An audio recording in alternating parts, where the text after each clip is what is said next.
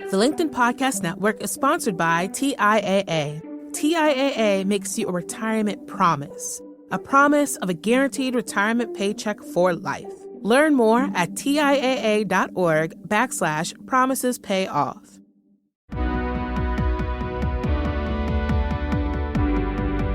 I'm Morra Aarons-Mele, and this is The Anxious Achiever.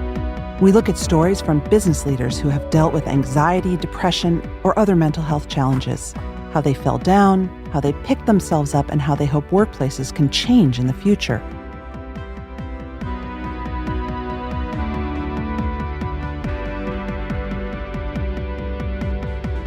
If we humans are such social creatures, then why do we make each other so anxious? In the last episode, we spoke with Dr. Jenny Tates about the specific kind of social anxiety we faced during the pandemic, and afterwards, the perfect storm of isolation, fear of a terrifying and hard-to-manage disease, and now the fear of having to see other people again and going back into society. It's a lot. We'll talk a little bit about that with today's guest, but also zoom out to talk about the phenomenon of social anxiety as a whole and why we humans, relational, social creatures who need each other to survive, commonly experience social anxiety. Joining me now is Stefan Hofmann, a clinical psychologist at Boston University and one of the foremost experts on cognitive behavior therapy and treating social anxiety.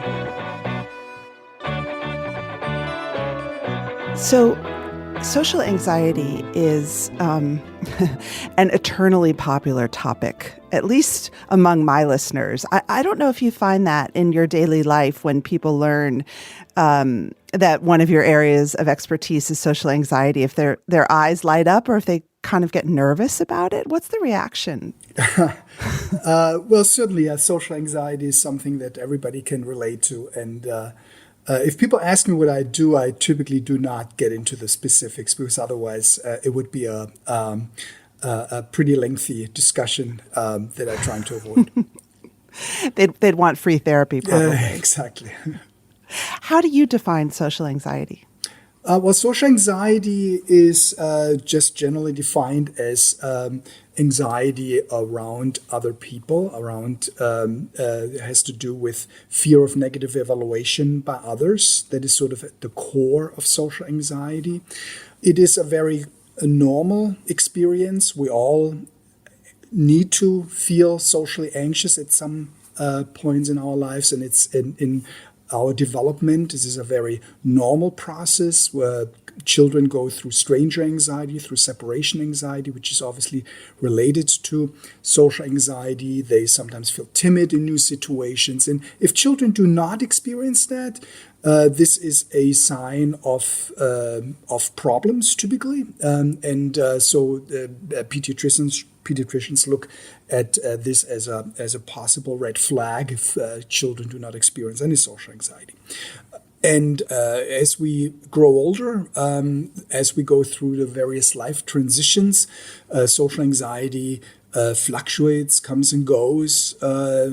Teenage years is more challenging period where we try to, to make sense of our own self, of trying to figure out who we are and who we like, who likes us, and how we fit in, how we kind of figuring out the social norms that are around us, and also and as we move through life, this happens again during new role transitions, such as finding a job, finding a life partner, having children, and the like. So social anxiety is with us, and it goes up and down. But if some people experience very severe social anxiety, and to a level that they can interfere with one's life. And in this case, we often talk about social anxiety disorder if you meet certain criteria. Well, I'll actually throw in a listener question here from Tom, who asked, at what point does what's perceived as regular shyness qualify as full-on social anxiety? He says, I sometimes used to walk around the block a few times before finally plucking up the courage to go into a party. But I always just thought of myself as shy. And Tom, I got to tell you, I hear you. I've never been on time for anything social because I have to also sort of drive around or hide for a little bit before I can get the courage to walk in. Yeah. So again, shyness is we psychologists call it a personality characteristic, a trait. Some people are more timid, more shy than others. Some are more outgoing, and this is a very normal trait that people vary on. Shyness per se, we would not think it's a serious is a problem unless this is related to extreme fear of social anxiety, of negative evaluation by others. Shyness and social anxiety are two overlapping features. They are distinct. There are some interesting differences also culturally. There are certain cultures that value shyness more than others. American culture is a very individualistic culture that is very focused on the individual, where versus such as an Asian, Japanese, Korean, Chinese culture are more collectivistic. These are often the two cultures that we compare people in, especially traits such as social anxiety and shyness. So in collectivistic cultures, shyness is often a value is more greatly valued because it has to do with where the collective importance outweighs the individualistic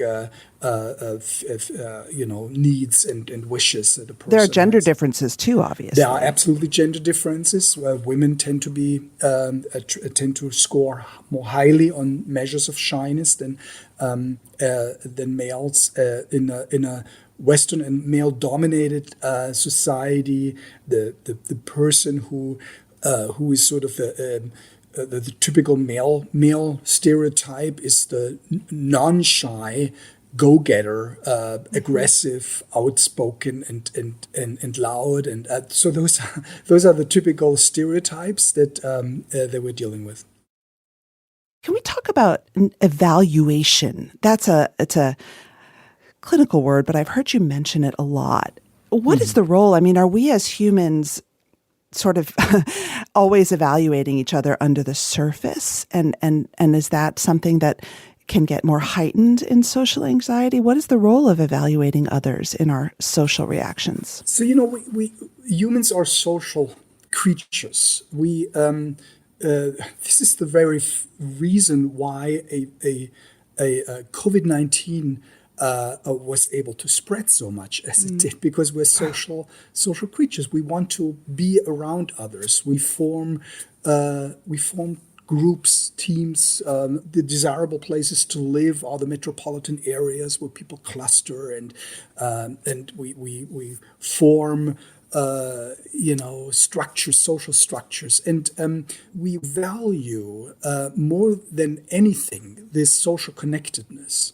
We punish people. We punish ourselves through social isolation. We give children timeouts when they don't, when they misbehave. This is sort of the go-to punishment these days, right? Well, and we make adults feel bad when they want to be alone. Well, I speak from personal experience. Yeah, that's why the pandemic was also so distressing, because of the social mitigation, social isolation strategies. And when we punish people in a serious way, we send them to prison. We cut them off from others. And if people misbehave within the prison system, there are this is what we take away: social contact, no visitation, no even further social isolation, such as solitary confinement. So we value social contact more than anything. The social value is sort of the guiding principle in what makes us human, and for that reason, social anxiety can be so debilitating. For this very reason, also it's so highly comorbid with depression. If you're socially isolated and alone, loneliness, being not around other people, is in fact the most toxic trait one can experience, toxic experience. Being lonely predicts all sorts of problems in your life. Also physical, biological problems are associated with loneliness, with being socially isolated. We know that also through experiments with animals, that even they require the social connectedness. Sure. And if you isolate them, you can kill animals, quite simply. The LinkedIn Podcast Network is sponsored by TIAA.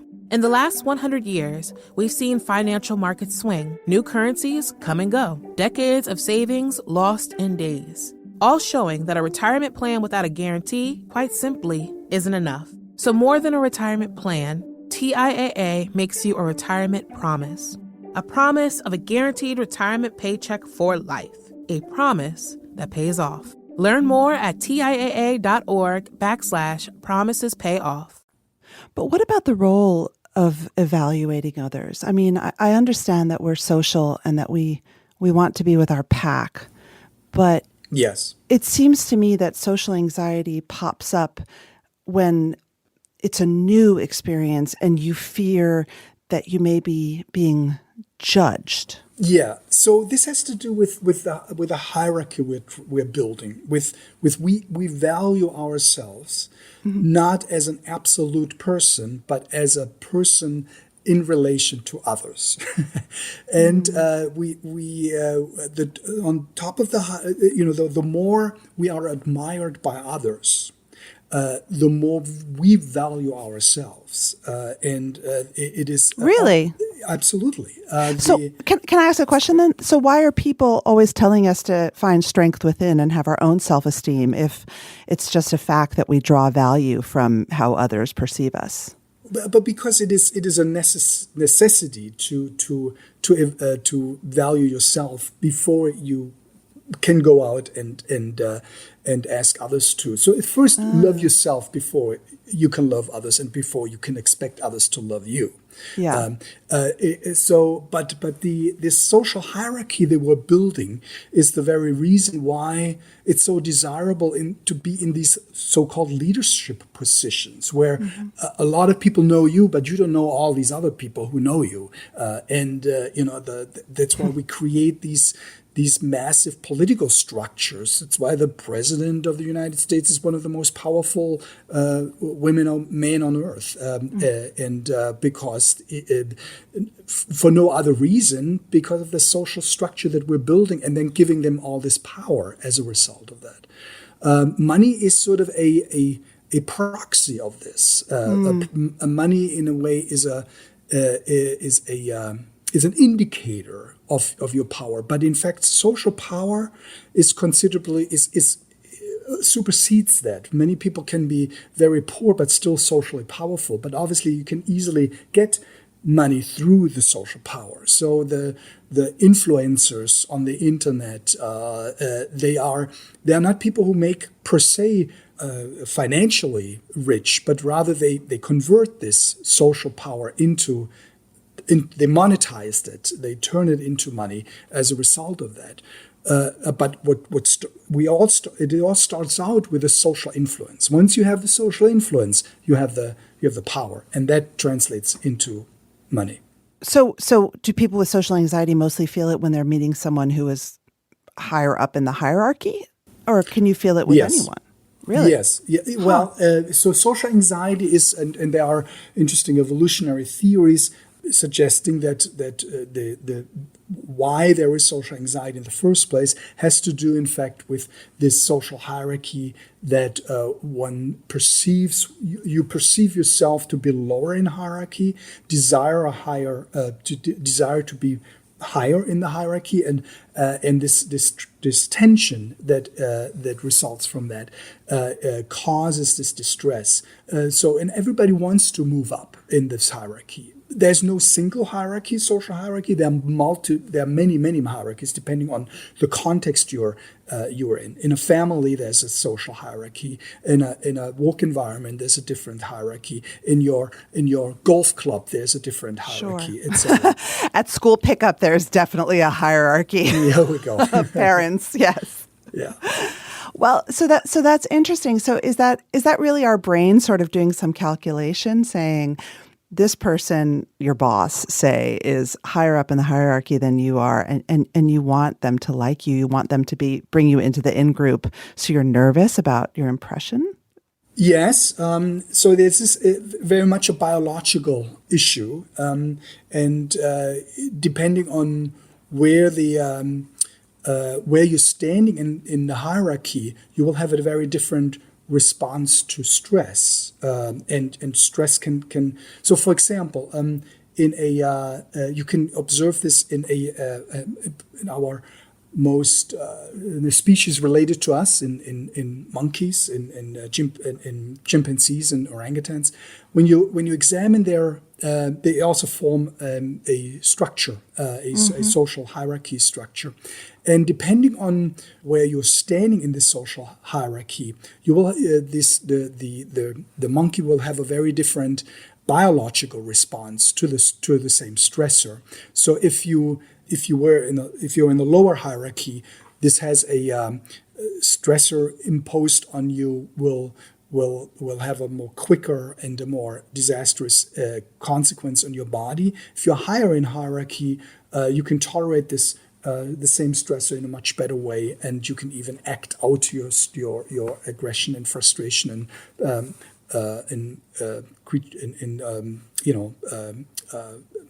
monkeys lower in hierarchy.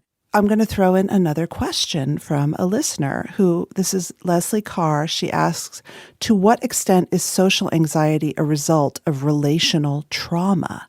Do we carry past traumas of being shamed, etc., into our grown-up lives as social anxiety? It can be. There's no single reason why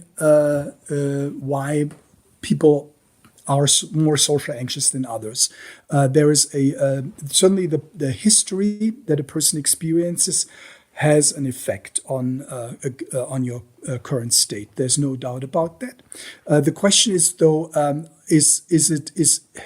so this has to do with nature versus nurture. To what extent it's the environment? To what extent is it actually something that you bring into through genes and through your biological makeup? We do know that social anxiety is quite heritable. That means that it is shyness is a very heritable trait. That means that the genetic contribution is actually quite high. There's a concept called behavioral inhibition. This is a early childhood shyness that we know is evident very early on. Right, the famous example of the baby crawling over the glass floor in a lab away from its mother, right? Or being willing to leave its mother. Yes. Sure. As an example, there's a psychologist at Harvard University, Jerome Kagan, has been studying children very early on in life and has been following them up over the years as they now became, he started when they were toddlers and they're now in their 30s, I believe. And he's been he's been able to identify fairly accurately two types of responses to novel and potentially threatening environments. One, early on, children they either approach a novel situation as in a curious way and are not easily don't start crying easily, are not overly timid. And there's another group of people who are very timid, cry easily, have a very low pain threshold, and so forth. This is a remarkably consistent trait that continues to exist even as they grow older. And the more timid ones, what we call behavioral inhibited children, turn more often into the socially anxious individual, and who also tend to have more psychological problems in other ways. They might be more depressed, might have other forms of anxiety, panic attacks, and the like.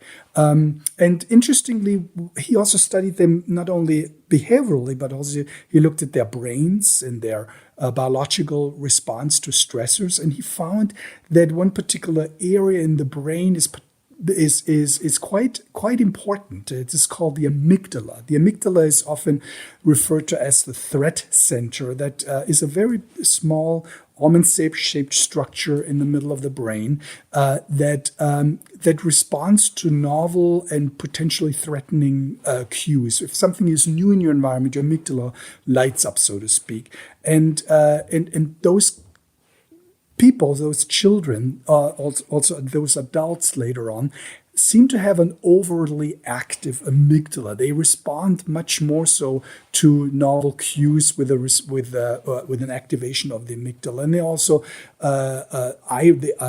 looking at a person's eyes in a magnet or faces. This leads to a greater activation of the amygdala. But what are some examples? It's interesting because I understand a little bit of the science behind it, but I also know that when you are that inhibited child and you grow up, certainly in American society, in Western society, and you are shy, you're constantly getting messages that you need to speak up, right?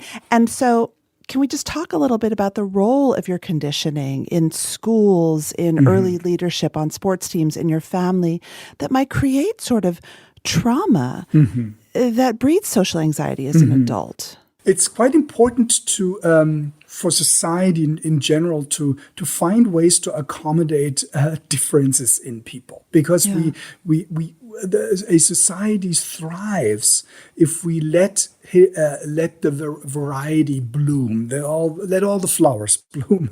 So there's nothing inherently wrong with being shy. There's nothing. In fact, shyness is also, we know, is very closely associated with not only introversion, but also with people who have deep, meaningful lives, who think hard and deep about the subject matter. Some of the greatest genius in the world that we know of have been shy, awkward individuals who are not overly socially skilled, and so we need to let sort of this not to conceive it as a weakness, but as a strength in given situations. That's the important thing. And so I wouldn't. As you raise your child, I think it's important to make sure that you highlight what actually they bring into this world as a value, and no matter what that is, that you don't have to be better than somebody else, but rather you show traits that makes this person a unique person, and in a way, life is in a way figuring out this what it is that makes you unique. So what you're saying is that it's possible to be shy or introverted, but not be socially anxious, to sort of understand your preferences and not turn that into anxiety. Is that what you're saying? In a way, yeah, I'm saying that the social anxiety that you experience, the shyness you experience, shouldn't hold you back. That once it holds you back, that's a problem. But social anxiety per se, shyness per se, is not the problem. But once you start avoiding, once this thing is starting to interfere with your life, then it becomes a problem. And fortunately, there are effective ways to deal with this.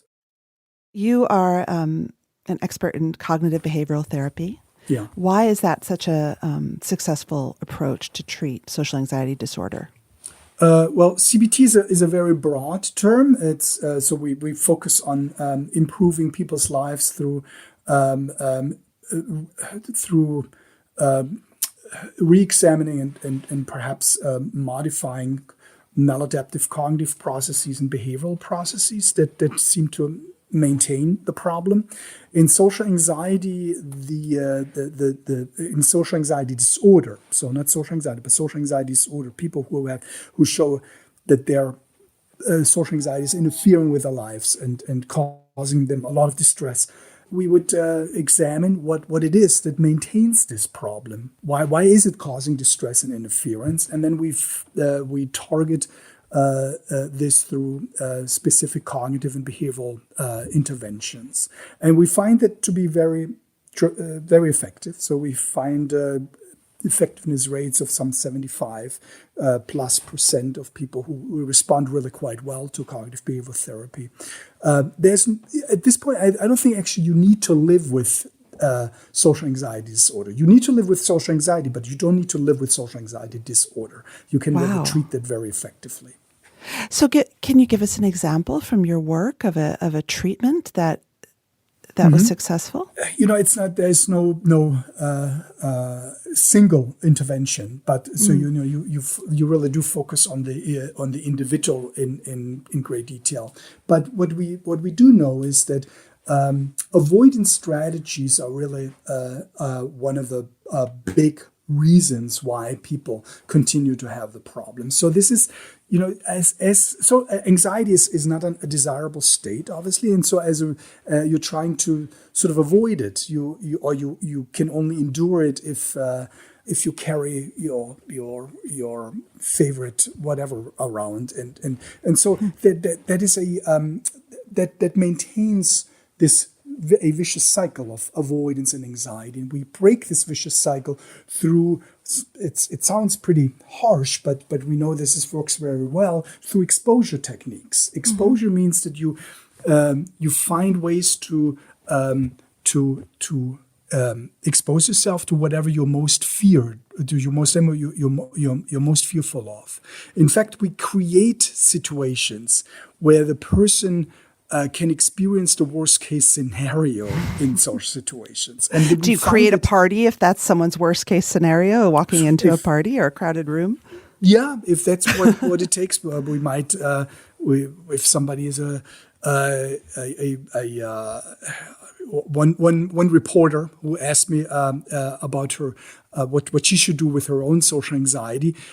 She, for example, thought that she's afraid of appearing stupid, of appearing not knowledgeable, and and she lived in London, and so we figured what a possible exposure situation, and we decided that it might be a good idea to examine the feared consequences of what it would be like to appear stupid by going into the London subway station and asking a random group of 5 plus people the following question. Number one, does England have a queen?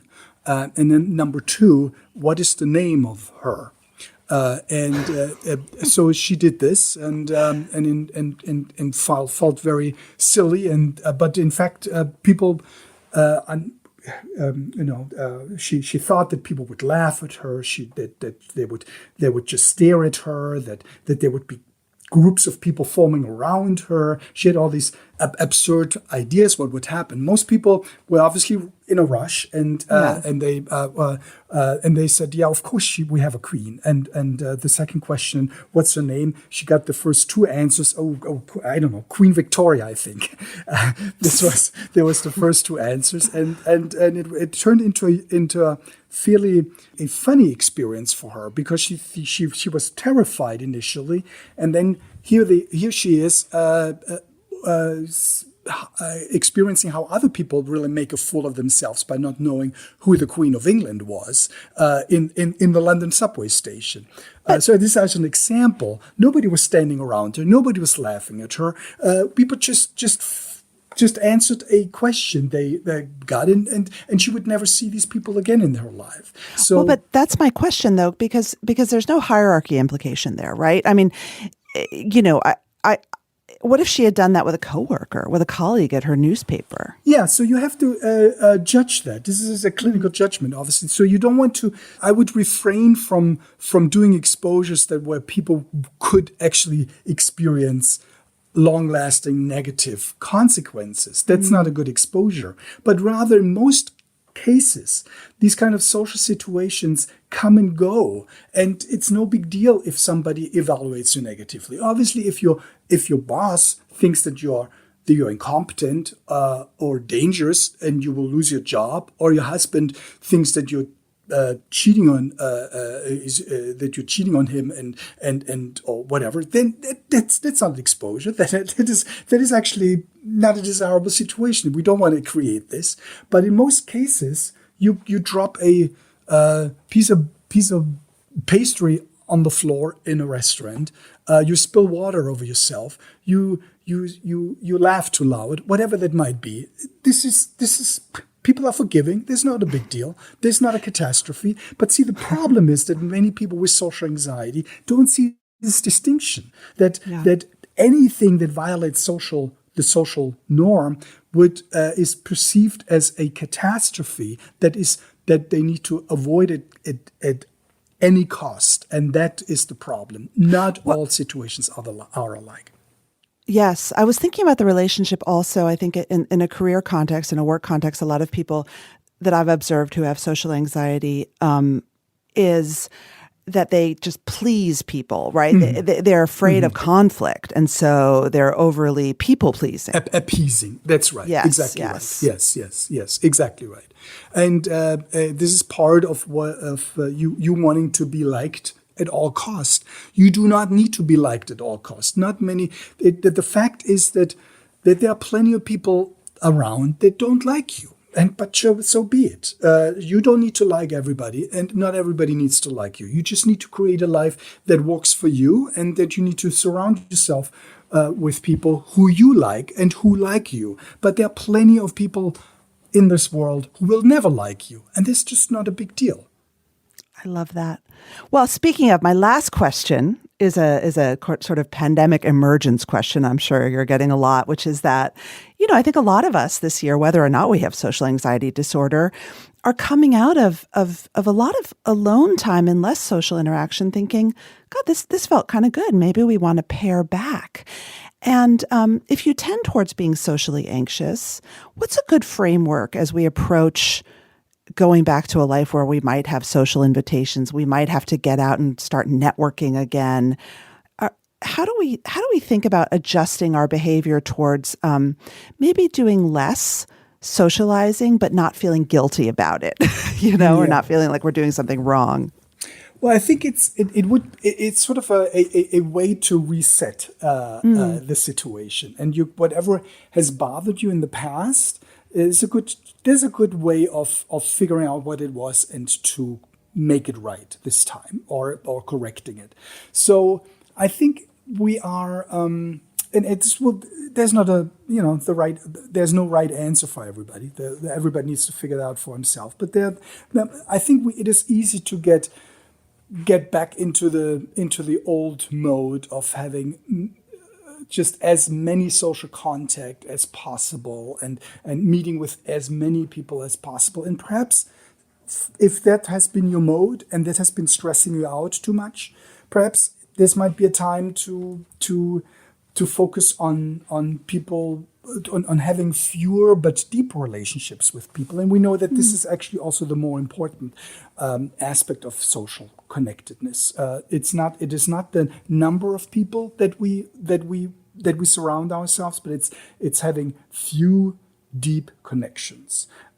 So this might be for people who have been timid and have been restrained in social situations.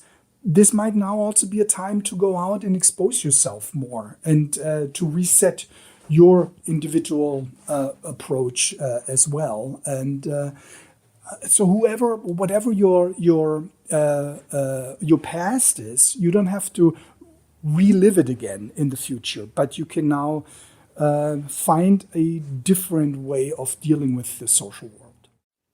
I love that. Whatever your past is, you don't have to relive it in the future. Mm-hmm. Thank you very much, Dr. Stefan Hofmann. My pleasure. That's it for today's show.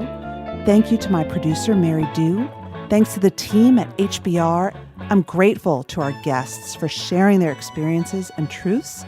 For you, our listeners, who ask me to cover certain items and keep the feedback coming, please do send me feedback. You can email me.